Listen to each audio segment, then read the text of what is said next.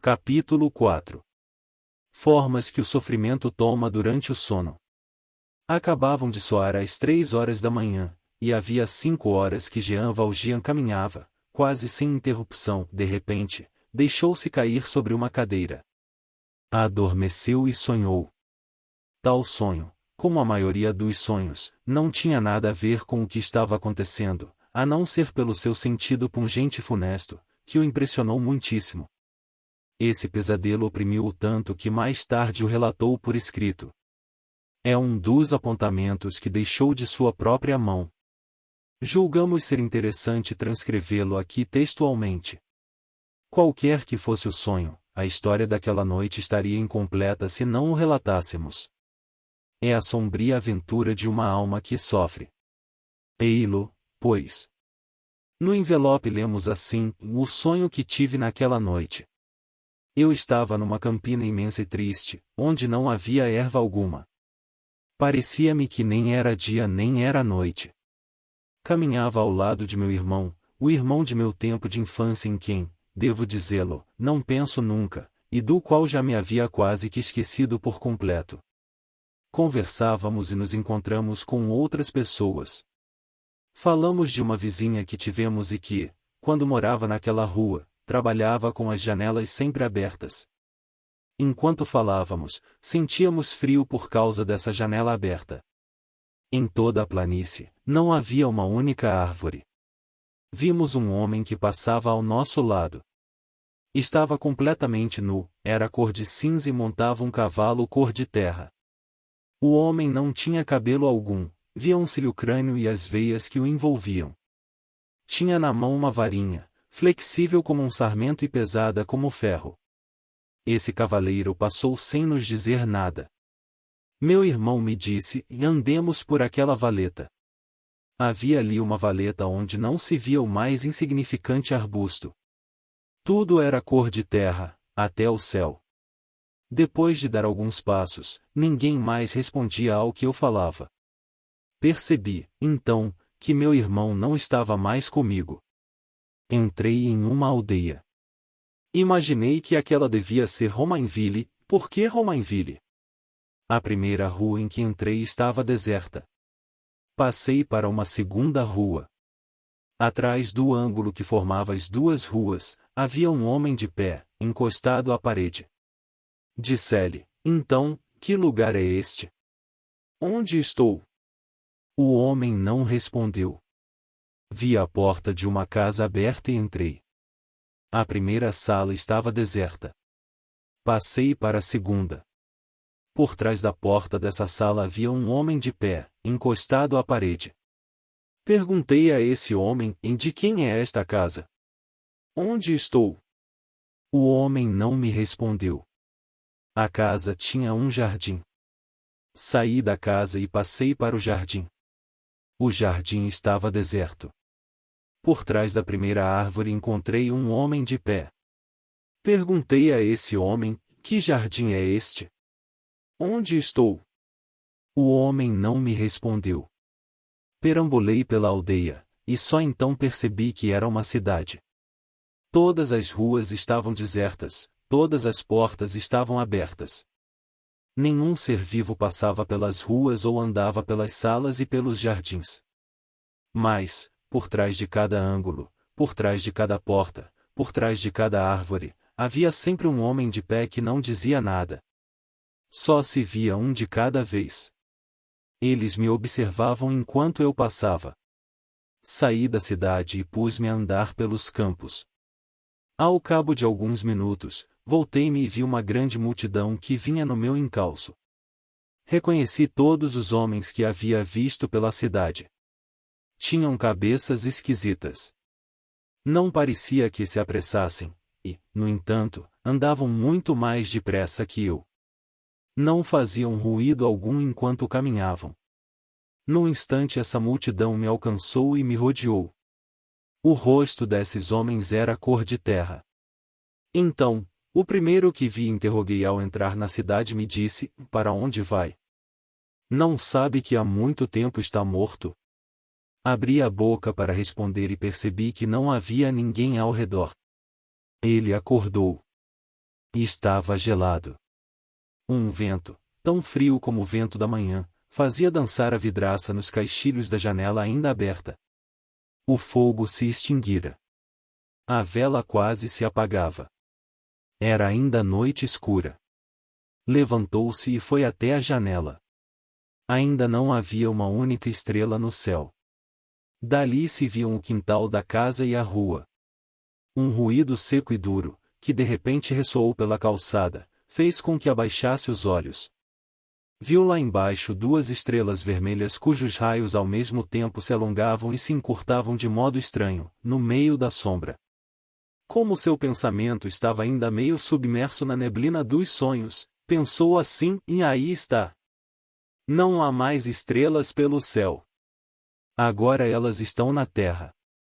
Contudo dissipou-se essa perturbação e um segundo ruído, semelhante ao primeiro, acabou de despertá-lo, olhou melhor e viu que as duas estrelas nada mais eram que as lanternas de uma carruagem, um tílbure atrelado a um pequeno cavalo branco. O barulho que havia escutado fora produzido pelas ferraduras do cavalo batendo nas pedras da rua. Mas o que faz aqui esse tílbure? Quem será que está chegando tão cedo? Nesse momento, bateram de leve à porta de seu quarto. Ele estremeceu da cabeça aos pés e gritou com voz terrível, quem é? Alguém respondeu, eu, Sr. Mayre. Reconheceu a voz da velha porteira. Que está acontecendo? Replicou. Sr. Mayre, são exatamente 5 horas da manhã. Que tenho eu com isso? Sr. Mayre, é o cabriolé. Mas que cabriolé? O tílbure. O tílbure? Mas o senhor não alugou um tílbure?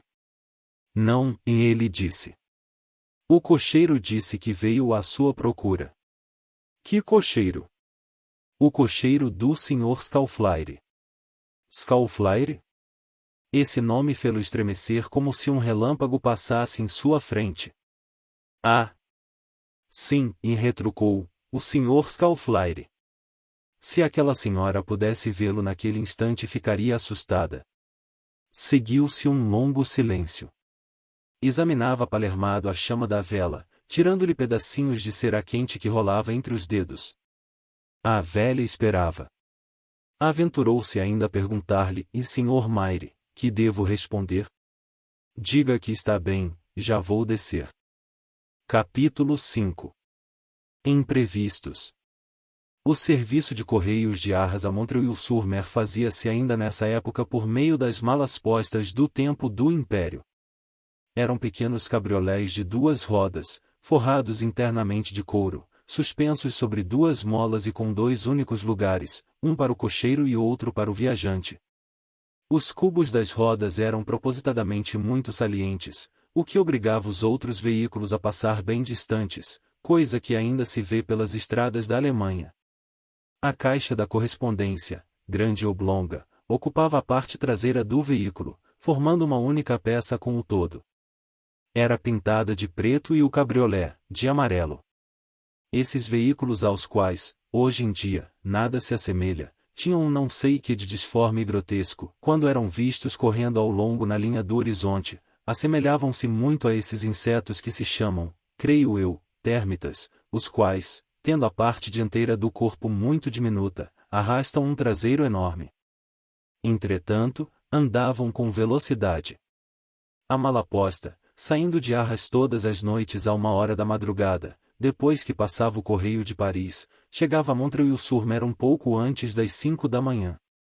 Naquela noite, a Malaposta que descia a Montreuil-sur-Mer pela estrada de Hesdin chocou-se na curva de uma rua, ao entrar na cidade, com um pequeno tílbure atrelado a um cavalo branco que corria na direção contrária, e no qual havia uma única pessoa, um homem envolto em seu casaco. A roda do tílbure recebeu violenta pancada.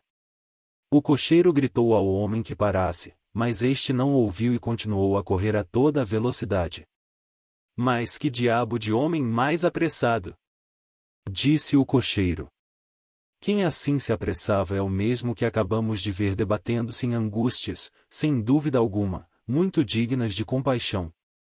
Para onde se dirigia? Ninguém poderia dizê-lo. Por que se apressava tanto? Nem ele o sabia. Ia ao acaso, sempre para a frente. Para onde? Para Arras, certamente, mas, talvez, também se dirigisse a algum outro lugar. Por vezes bem o sentia e assustava-se. Mergulhava naquela noite como num abismo. Alguma coisa o empurrava e o atraía. O que se passava no seu íntimo ninguém poderia adivinhar, todos o compreenderão. Que homem não entrou, ainda que por uma única vez em toda a vida, na caverna obscura do desconhecido? Aliás, nada havia ainda resolvido, nada tinha decidido, nada tinha concluído ou feito. Nenhum dos atos de sua consciência havia sido definitivo. Mais do que nunca, estava como no princípio. Por que se dirigia a Arras? Ele repetia a si mesmo o que dissera ao alugar o cabriolé de mestre Scalflaire, fosse qual fosse o resultado, não havia inconveniente algum em presenciar com os próprios olhos os acontecimentos, em julgar as coisas por si mesmo, até seria um ato de prudência, e era preciso que estivesse informado de tudo o que acontecesse. Como poderia se decidir sem ter observado e investigado tudo, de longe? Simples colinas parecem montanhas, afinal de contas, logo que tivesse visto tal de Champmathieu, miserável por certo, sua consciência, provavelmente, sentir-se-ia bem mais descansada por mandá-lo em seu lugar para as galés. Era verdade que lá também estariam Javert e os forçados Breve, Chenildieu e Cochepaille, que o conheciam, ora. Mas que ideia! Javert estava a 100 léguas de distância, todas as conjecturas e todas as suposições estavam fixas em Champmathieu. E nada há de mais irremovível do que simples suposições e conjecturas. Que perigo poderia haver? Sem dúvida, tratava-se de um momento difícil, mas passaria. Além do mais, tinha o seu destino, por mais desgraçado que pudesse ser, em suas mãos. Era senhor da própria sorte. Agarrava-se a esse pensamento. No fundo, porém, para não omitirmos nada, preferiria não ir a Arras. No entanto, já estava a caminho. Imerso em seus pensamentos, chicoteava o cavalo que trotava com passos firmes, fazendo 2 léguas e meia de estrada em 1 hora. À medida que o cabriolé avançava, sentia alguma coisa em si que o fazia recuar. Quando o sol surgiu, já estava em campo aberto, a cidade de Montreuil-sur-Mer havia muito ficará para trás. Viu o horizonte que se aclarava, viu, sem perceber, passando-lhe diante dos olhos, todas as estranhas figuras de uma aurora de inverno. Também a manhã, como a noite, tem seus fantasmas. Não os via, mas, sem que se desse conta, e por uma espécie de penetração quase física, as negras silhuetas das árvores e das colinas acrescentavam ao estado violento de sua alma um não sei que de morno e sinistro. Cada vez que passava por uma dessas casas isoladas que ladeiam, por vezes, a estrada, dizia, lá dentro ainda há gente que dorme. O trotar do cavalo, o render dos arreios, o barulho das rodas produziam um ruído calmo e monótono, agradável quando se está alegre, lúgubre quando se está triste. Já era dia alto quando chegou a Hesdin. Parou diante de um albergue para descansar o animal e dar-lhe aveia. O cavalo, como havia dito mestre Scalflaire, era da raça pequena do baixo bolonhês, cabeça grande, ventre volumoso, peitoral estreito, ancas largas, pernas magras e finas, cascos bem firmes, raça não muito bonita, mas robusta e sadia. O excelente animal havia feito 5 léguas em 2 horas e ainda não tinha uma gota de suor sobre o pelo. Madeleine não havia descido ainda do Tilbury. O moço da cavalariça, ao trazer a aveia, abaixou-se e começou a examinar a roda esquerda. O senhor ainda vai muito longe? Disse. Madeleine respondeu quase sem se distrair de suas preocupações, por quê? Vem de muito longe? Replicou o rapaz. De 5 léguas daqui. Ah! Por que esse ah? O rapaz curvou-se novamente, ficou por algum tempo calado, examinando as rodas, depois, levantou-se e disse, e aí está uma roda que acabou de fazer 5 léguas, é bem possível, mas, com certeza, não rodará nem mais 1/4 de légua. Madeleine saltou da carruagem. Que está dizendo, amigo? digo que é um milagre o senhor ter feito 5 léguas sem cair, o senhor e o cavalo, em algum buraco da estrada. Olhe! A roda, com efeito, estava bem avariada. O choque com a malaposta havia lascado 2 raios e arrancara uma porca que prendia ao eixo. Meu amigo, disse ao rapaz da estalagem, há por aqui alguém que possa consertar isso aí? Como não, meu senhor? Faça-me então o favor de chamá-lo. Está ali mesmo. Ei! Mestre Bourgaillard! Bourgaillard estava à soleira de sua porta. Examinou a roda e fez a careta de um cirurgião ao ver uma perna quebrada. O senhor pode consertar-me essa roda imediatamente? Pois não, senhor. Quando poderei partir? Amanhã. Amanhã. Isso leva um dia inteiro de trabalho.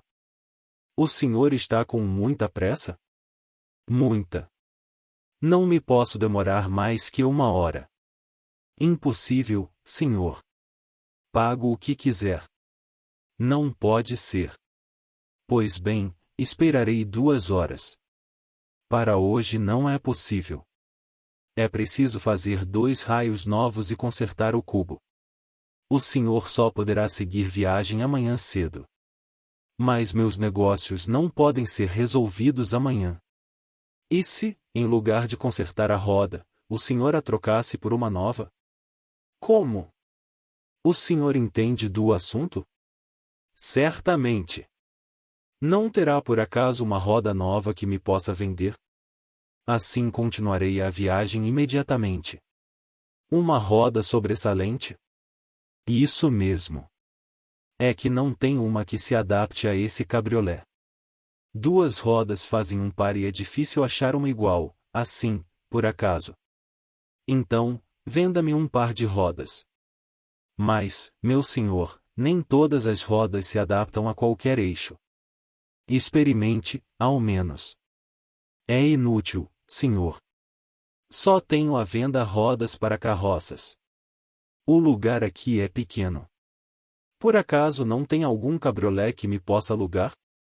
O carreteiro reconhecera no ato o Tilbury de aluguel. Levantou os ombros. O senhor cuida muito bem dos cabriolés que lhe alugam. Nem que eu tivesse um, não o alugaria. Então, vende-me um? Mas não tenho nenhum. O quê? Nem uma carriola qualquer? Não sou assim tão difícil de contentar. Isto aqui é um lugar muito pequeno. Tenho lá naquela cocheira uma velha caleche, pertence a um cidadão daqui que má deu para guardar, mas não a usa nunca. Eu poderia muito bem alugá-la, que me importa? Mas é preciso que o tal cidadão não a veja, além disso, é uma caleche e precisa de 2 cavalos. Alugarei 2 cavalos da posta. Para onde vai o senhor? Para Arras. E quer chegar ainda hoje? Sem dúvida. Com cavalos da posta? Por que não? Não faz mal que chegue às 4 horas da madrugada? Claro que não. É que, veja bem, devo dizer-lhe uma coisa, alugando os cavalos do correio, o senhor tem passaporte? Tenho. Pois bem, com os cavalos do correio o senhor não chegará a Arras antes de amanhã. Não estamos na estrada principal, as mudas são maltratadas e os cavalos estão pastando. Justamente agora começaram os grandes trabalhos nos campos, todo o gado é pouco e os cavalos estão todos alugados, nem os do correio escapam. O senhor vai ter que esperar, no mínimo, 3 ou 4 horas em cada muda. E depois, vai-se devagar que as subidas são numerosas. Sendo assim, vou a cavalo mesmo. Alguém haverá de me vender um selim. Não há dúvida. Mas esse cavalo é de sela? É verdade, o senhor me fez lembrar, esse cavalo não é de montaria. Então, mas hei de encontrar por aí algum cavalo que me aluguem. Um cavalo para ir até Arras numa corrida? Isso mesmo. Seria preciso um como não temos por aqui, e além disso teria de pagar adiantado, porque nenhum de nós o conhece. Mas o senhor não encontrará nada, nem para comprar, nem para alugar, nem por 50 francos, nem por 1000. Como fazer então? O melhor mesmo, o mais sensato, é esperar que eu conserte a roda e seguir viagem amanhã cedo. Amanhã será tarde demais. Diabo! O correio para Arras não passa por aqui. Passou ontem à noite. As 2 malas postas passam à noite, tanto a que sobe como a que desce. Então é mesmo preciso um dia inteiro para consertar essa roda? Um dia, e olhe lá. Com 2 operários trabalhando? Nem que fosse com 10. E se amarrasse esses raios com cordas? Os raios, está bem, mas, e o cubo? Os aros também estão em péssimo estado. Na cidade não há carruagens de aluguel? Não. Haverá alguém mais que me possa consertar esse cabriolé? O rapaz da cavalariça e o carreteiro responderam ao mesmo tempo, balançando a cabeça, não. Madeleine sentiu uma alegria infinita. Era evidente a mão da providência. Ela é que havia quebrado a roda do Tilbury, ela o impedia de seguir viagem. Contudo, ele não havia cedido ao primeiro empecilho, acabará de fazer todos os esforços possíveis para seguir caminho, esgotara lealmente, cuidadosamente, todos os meios a seu alcance, não havia recuado nem diante do cansaço, nem diante das despesas, não tinha nada de que se arrepender. Se não seguia adiante, não era por culpa sua. O caso não pertencia mais à sua consciência, mas à providência. Respirou. Respirou livre e profundamente pela primeira vez desde a visita de Javert. Teve a impressão de que a mão de ferro, que lhe apertava o coração havia mais de 20 horas, o deixará, por fim, em liberdade.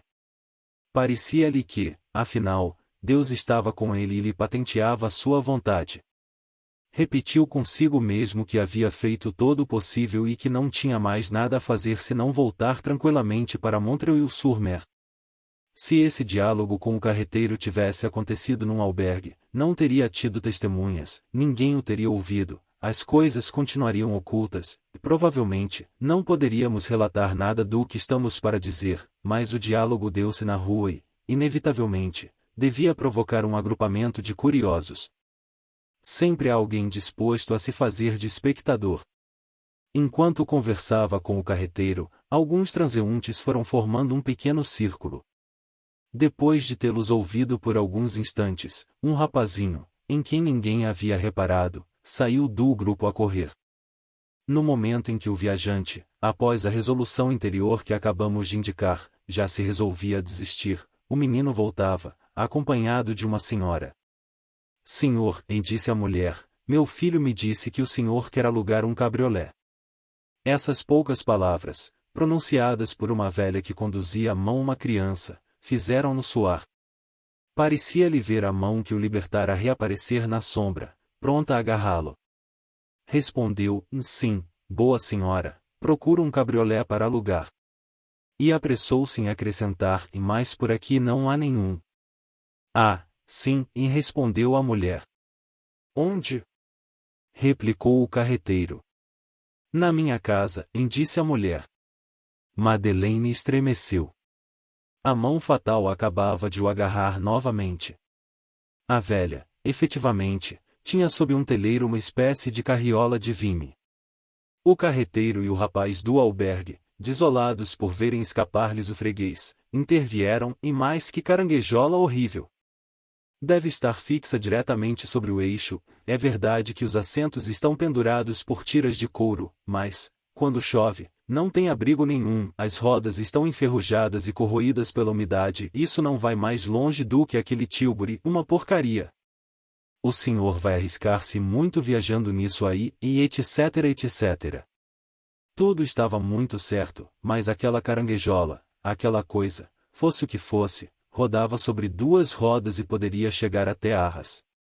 Pagou o que pediram, deixou o Tilbury para ser consertado até quando voltasse, fez atrelar o cavalo branco à carriola, subiu e continuou o caminho que estava seguindo desde a madrugada. Quando a carriola se pôs em movimento, confessou a si mesmo que, um momento antes, experimentara certa alegria por não poder alcançar a meta de sua viagem. Encarou essa alegria quase com raiva e julgou-a absurda. Por que alegrar-se tanto por voltar? Afinal, fazia aquela viagem livremente. Ninguém o havia forçado.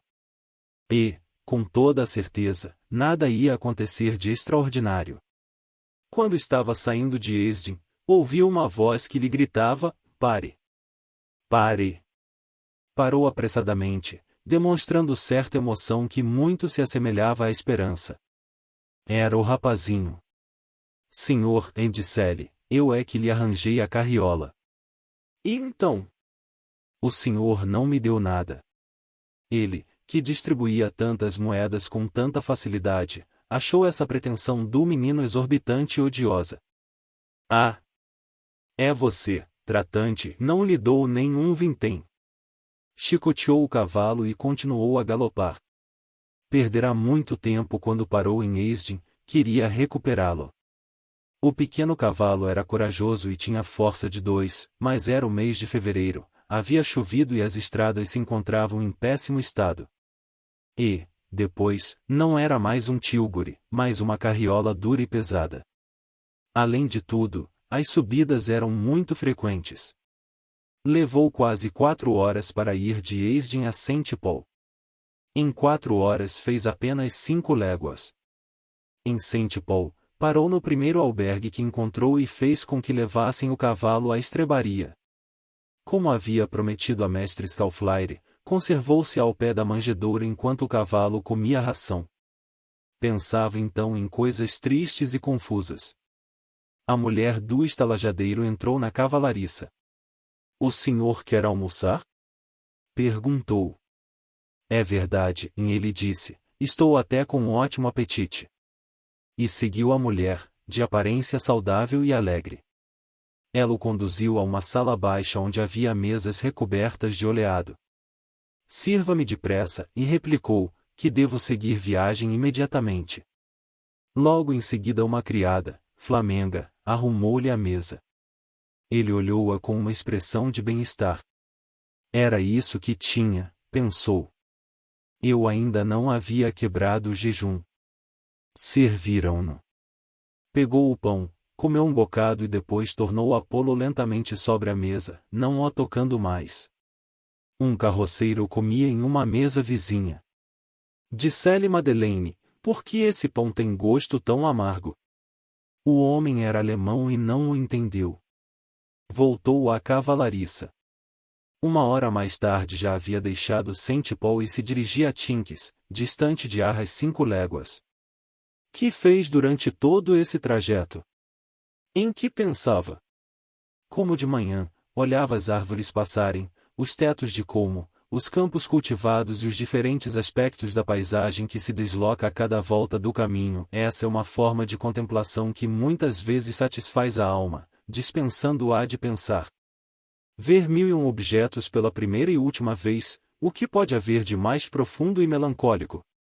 Viajar é o mesmo que nascer e morrer a cada instante.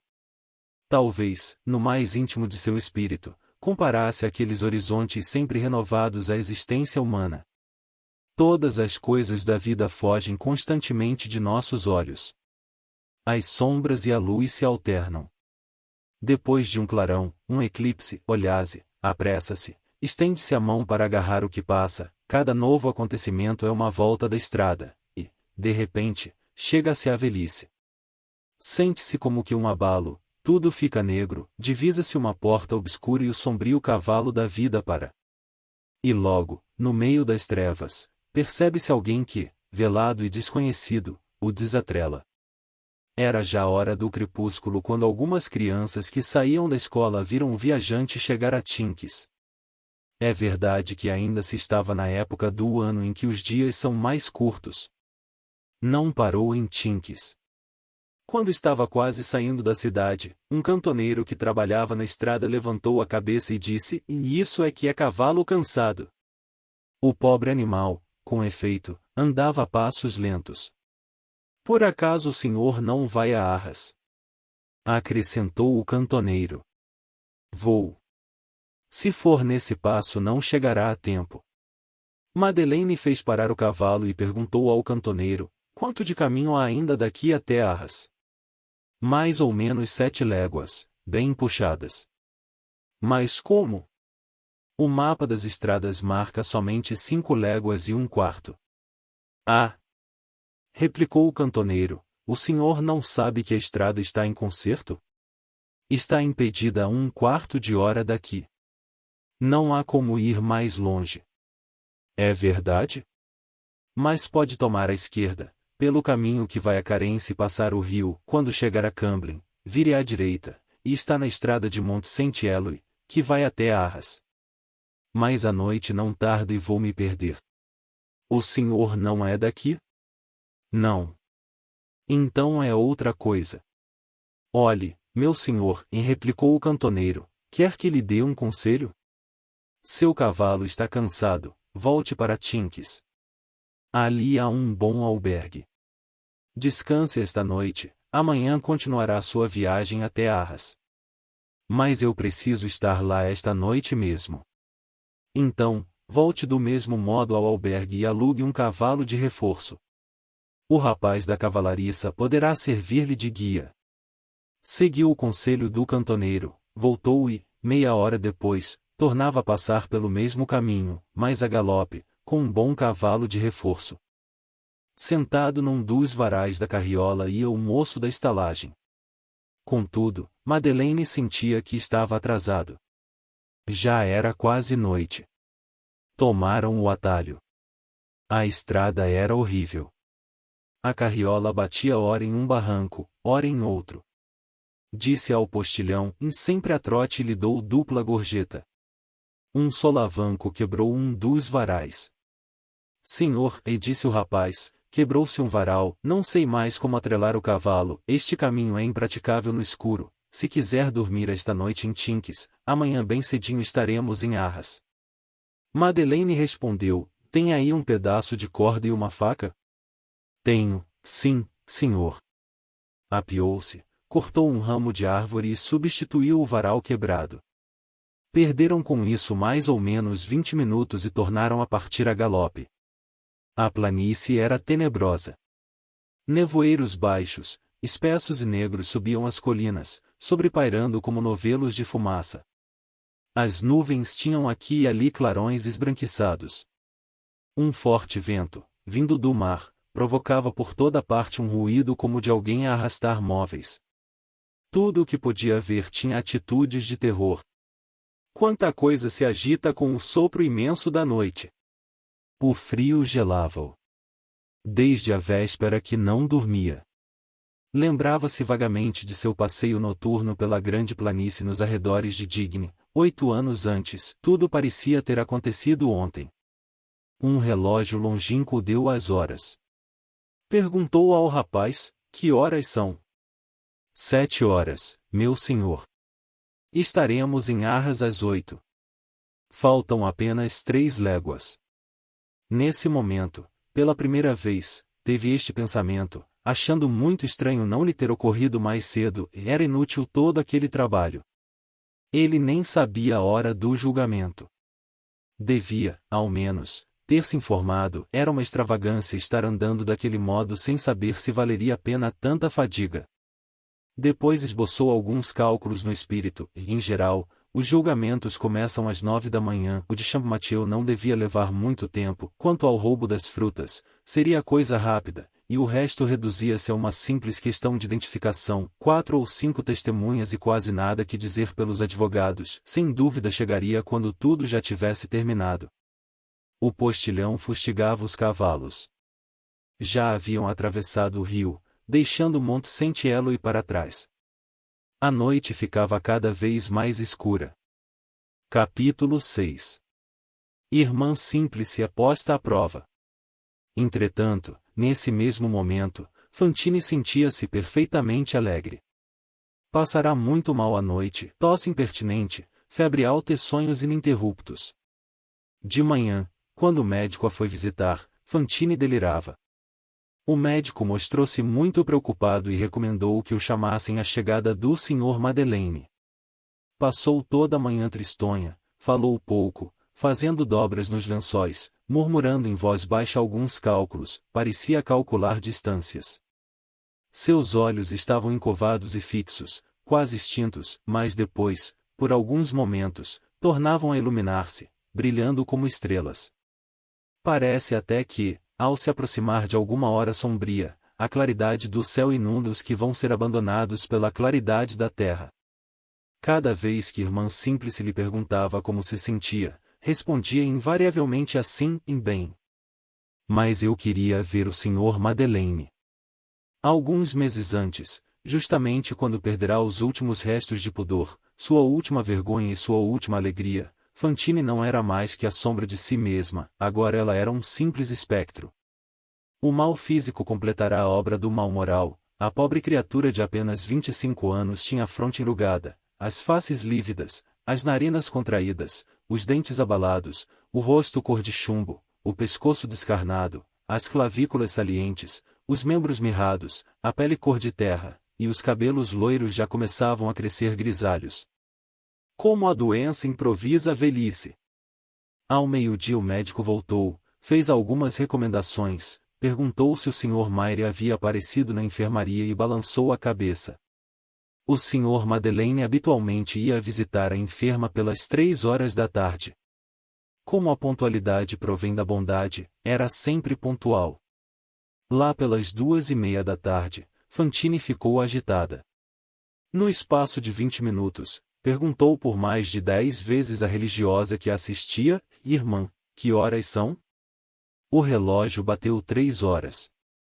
Apenas soou a terceira badalada. Fantine, que mal podia se mover na cama, sentou-se, juntou as mãos amarelas e descarnadas numa espécie de impulso convulsivo, e a religiosa que estava a seu lado ouvia-a dar um desses suspiros profundos que parecem aliviar-nos de um grande peso. Depois, Fantine voltou-se e olhou para a porta. Ninguém entrou, a porta continuava fechada. Permaneceu na mesma posição por um quarto de hora, com os olhos fixos na porta, imóvel, quase que prendendo a respiração. A irmã não ousava falar-lhe. O relógio da igreja bateu 3 horas e 1/4. Fantine deixou-se cair novamente sobre o travesseiro. Não disse uma palavra e recomeçou a fazer dobras no lençol. Passou-se meia hora, 1 hora, e não veio ninguém. Cada vez que o relógio soava, Fantine levantava-se e olhava para os lados da porta, depois, tornava a deitar-se. Percebia-se claramente o seu pensamento, mas ela não dizia uma palavra, não se queixava, não acusava ninguém. Somente a tosse é que ficava cada vez mais lúgubre. Dir-se-ia que algo obscuro a dominava. Estava lívida e seus lábios estavam azuis. Às vezes, sorria. Soaram as 5 da tarde. Então, a irmã ouvia-a murmurar baixinho e docemente: e mais, se eu me vou amanhã, ele faz muito mal em não me visitar hoje. A própria irmã Simplice estava surpresa com a demora do Sr. Madeleine. Fantine, de seu leito, contemplava o céu. Parecia esforçar-se para se lembrar de alguma coisa. Em seguida, pôs-se a cantar com voz quase imperceptível. A religiosa prestou atenção em suas palavras. Eis o que Fantine cantava: Nous achetterons de bien belles choses et nous promenons le long des faubourgs. Les bleuets sont bleus, les roses sont roses, les bleuets sont bleus, J.A.M. mes amours. La Vierge Marie Aupres de Montpellier est venue hier en Mantial Broder, et m'a dit, en voici, cachet sous mon voile, le petit coup un jour tu m'as demandé. Coureis à la ville, aieis de la toile, acheteis du fil, acheteis un dé. Nos achetterons de bien belles choses et nous promenons le long des faubourgs. Bonne Sainte Vierge, Aupres de Montpellier J.A.M. un bercial de Rubens Orné. Dieu me donnerait sa plus belle à toile, J.A.M. meu xelle enfant que tu m'as donné. Madame, que faire avec cette toile? Faites un trousseau pour mon neveu. Les bleuets sont bleus, les roses sont roses, les bleuets sont bleus, J.A.M. mes amours. Lavei cette toile. Ou. Dans la rivière, faites sans rien ganter ni salir, une belle jupe avec sa brassière que je veux broder et de fleurs implir. Elle enfin me est plus là, madame, qu'un faire? Faites em drap pour me ensevelir. Nos acheterons de bien belles choses et nos promenons le long des faubourgs. Les bleuets sont bleus, les roses sont roses, les bleuets sont bleus, J.A.M. Meus amors. Era uma velha canção de ninar que outrora ela cantava para adormecer Cosette havia 5 anos, desde a época em que tivera de se afastar da própria filha, jamais repetira essa canção. Cantava com voz tão triste e um ar tão bondoso que faria chorar até uma irmã de caridade. A religiosa, habituada à austeridade, sentiu lágrimas nos olhos. O relógio bateu 6 horas. Fantine com certeza não o ouviu. Parecia não se incomodar com nada do que acontecia ao seu redor. Irmã Simplice mandou uma das ajudantes informar-se com a porteira da fábrica se o Sr. Mayre já havia chegado, se não iria até a enfermaria. A moça voltou ao cabo de alguns minutos. Fantine continuava sempre imóvel, atenta às próprias ideias. A servente contou em voz baixa à irmã Simplice que o Mayre havia partido de manhãzinha, antes das 6, em um pequeno tílbure atrelado a um cavalo branco, apesar de todo o frio que fazia, tinha ido sozinho, sem ao menos levar um cocheiro, ninguém sabia o caminho que tomara, alguns diziam tê-lo visto no caminho de Arras, outros asseguravam que ele tomara a estrada de Paris. Ao sair, mostrará-se atencioso como sempre, dizendo à porteira que não o esperasse aquela noite. Enquanto as duas mulheres assim conversavam, com as costas voltadas para a cama onde estava Fantine, a irmã fazendo perguntas e a servente imaginando o que teria acontecido, Fantine, com a vivacidade febril própria de certas doenças orgânicas que mistura os movimentos livres da saúde à medonha magreza da morte, havia-se posto de joelhos sobre a cama e, com as mãos crispadas apoiadas no travesseiro, pondo a cabeça fora das cortinas, escutava. De repente, gritou, estão falando do Sr. Madeleine. Por que conversam tão baixo? Que aconteceu? Por que é que ele não vem hoje? Sua voz estava tão áspera e rouca que as irmãs julgaram estar ouvindo um homem, voltaram-se, muito assustadas. Respondam-me! Gritou Fantine. A servente murmurou, a porteira me disse que ele não poderia vir hoje. Minha filha, disse a irmã, tranquilize-se, acalme-se. Fantine, sem mudar de atitude, replicou em voz alta e num tom ao mesmo tempo imperioso e comovente, e ele não vem? Por quê? Vocês sabem o motivo. Há pouco estavam aí cochichando. Quero saber também. A servente apressou-se em dizer ao ouvido da irmã, responda que ele está ocupado no conselho municipal. Irmã Simplice corou ligeiramente, e era uma mentira o que a servente lhe propunha. Por outro lado, parecia-lhe que dizer a verdade à doente era o mesmo que dar-lhe um terrível golpe, o que seria de suma gravidade no estado em que Fantine se encontrava. O rubor, porém, pouco durou. A irmã dirigiu a Fantine um olhar calmo, triste, e disse, o Sr. Mayre viajou. Fantine endireitou-se, sentando-se sobre os calcanhares.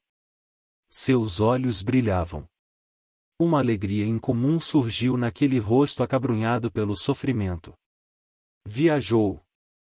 Exclamou. Ele foi buscar Cosette. Depois estendeu as duas mãos para o céu e toda a sua expressão tornou-se de uma beleza inefável. Seus lábios murmuravam, Fantine rezava em voz baixa. Quando terminou a oração, falou assim, irmã, vou me deitar novamente, quero fazer tudo o que me mandarem, ainda agora fui má, peço-lhe perdão por ter falado tão alto, eu sei que falar alto me faz muito mal, mas bem vê que agora estou contente. Deus é tão bom, o Sr. Madeleine é tão bom, imagine que ele foi a Montfermeil só para trazer a minha Cosette. Tornou a deitar-se, ajudou a irmã a arrumar o travesseiro e beijou uma cruz de prata que tinha ao pescoço, presente de irmã Simplice. Minha filha, disse-lhe a irmã, agora procure repousar e não fale mais. Fantine tomou entre suas mãos úmidas a de irmã Simplice, que se afligia por sentir-lhe o suor frio. Ele partiu esta manhã para ir a Paris. Na verdade, nem precisaria passar por Paris. Montfermeil está um pouco à esquerda de quem vem. Lembra-se de como ontem, quando eu lhe falava de Cosette, ele dizia, e espera mais um pouco. Com certeza quer fazer-me uma surpresa. Sabe que ele me fez assinar uma carta para levar aos Thénardier. Que poderão eles dizer? Terão de me mandar Cosette. E, depois, já foram pagos. As autoridades não consentirão que retenham a criança se já está tudo pago. Irmã, não me faça sinal para que me cale. Estou muito feliz, sinto que não tenho mais nada, vou rever minha Cosette, estou até com fome. Há quase 5 anos que não a vejo. A senhora não pode imaginar como a gente gosta dos filhos. E ela deve estar tão bonita. Se a senhora soubesse como são lindos seus dedinhos rosados. Agora já deve ter mãos muito lindas. Quando tinha 1 ano, suas mãos eram quase ridículas. Ah, sim. Agora ela já deve estar muito crescida. Já tem 7 anos. Já é uma mocinha. Eu a chamo de Cosette, mas seu nome é Eufrásia. Olhe, esta manhã eu olhava a poeira que está em cima da lareira e, não sei porquê, tive a ideia de que haveria de rever Cosette muito breve. Meu Deus! Que loucura deixar de ver os filhos durante tantos anos! É preciso pensar que esta vida não é eterna. Oh! Como é bom o Sr. Mayre indo buscá-la! É verdade que está fazendo muito frio? Será que ele pelo menos levou o capote? Amanhã estará de volta, não é? Que festa será então? Amanhã bem cedo a senhora me lembrará de pôr a minha touca de rendas. Montfermeil é um lugar muito pequeno. Já fiz todo esse caminho a pé. Para mim era muita coisa. Mas as diligências andam depressa, amanhã ele estará de volta com a minha Cosette. Quantas léguas há daqui a Montfermeil? A irmã, que não tinha noção alguma da distância, respondeu, oh!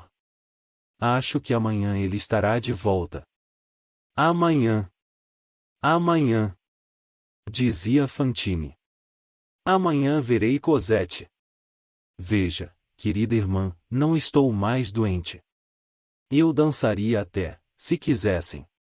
Quem a tivesse visto 1/4 de hora antes, não compreenderia absolutamente nada. Estava corada, sua voz era viva e natural, toda a sua pessoa era um sorriso. Havia momentos em que ria, falando baixinho. Alegria de mãe é quase alegria de criança. Pois bem, replicou a religiosa, você está feliz, então me obedeça e não fale mais. Fantine descansou a cabeça no travesseiro e disse a meia voz, isso mesmo, descanse, seja prudente, que você vai rever Cosette. Tem razão, irmã Simplice. Todos têm razão. Depois, sem se mover, sem voltar a cabeça, pôs-se a olhar tudo com olhos muito abertos, contente, e não disse mais nada. A irmã cerrou as cortinas na esperança de que ela dormisse. Entre 7 e 8 horas, o médico voltou. Não ouvindo barulho algum, pensou que Fantine dormia e aproximou-se do leito, andando na ponta dos pés. Entreabriu as cortinas, e à luz da lamparina, viu os grandes olhos de Fantine que o fitavam. Ela lhe disse, doutor, não é verdade que a deixarão dormir ao meu lado, numa cama pequena? O médico julgou que ela estava delirando. Fantine continuou, olhe. Aqui há lugar justamente para uma cama.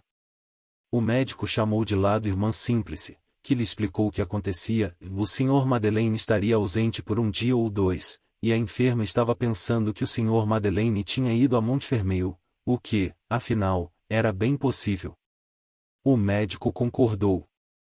Tornou a se aproximar do leito de Fantine, que continuou, é que, veja o senhor, de manhã, quando ela acordar, eu darei bom dia à minha pobre gatinha, e de noite, como não consigo dormir, vigiarei o seu sono. Sua respiração tão calma me há de fazer bem. Dê-me a sua mão, disse-lhe o médico. Ela estendeu-lhe o braço e exclamou rindo, e olhe. Já não tenho mais nada. Estou curada, Cosette chega amanhã. O médico ficou admirado. Ela estava bem melhor. A opressão diminuíra, o pulso estava mais forte. Uma espécie de vida inesperada tornava a animar aquele corpo exausto. Senhor doutor, e replicou Fantine, a irmã já lhe disse que o Sr. Mayre foi buscar a minha pequena? O médico recomendou-lhe silêncio e que evitasse qualquer emoção que a pudesse prejudicar.